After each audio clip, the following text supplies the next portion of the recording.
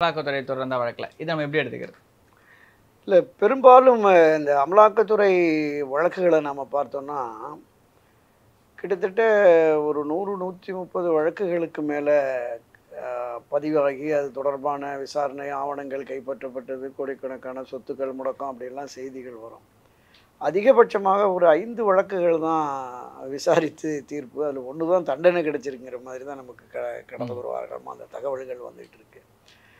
இப்போ தவறுகளின் தன்மை, அந்த தவறு இழைத்தவரினுடைய செல்வாக்கு, அந்த அடிப்படையில் இது மாதிரியான நடவடிக்கை வருதா அப்படிங்கிற ஒரு சந்தேகமும் பொதுவெளியில் இருக்கிறது.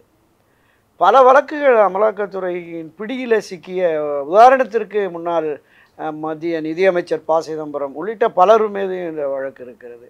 இங்கே தமிழ்நாட்டில் ஜெகத் ரட்சகன் உள்ளிட்ட பல பேரும் கூட இருக்கிறது. அப்போ ஒவ்வொரு முறையுமே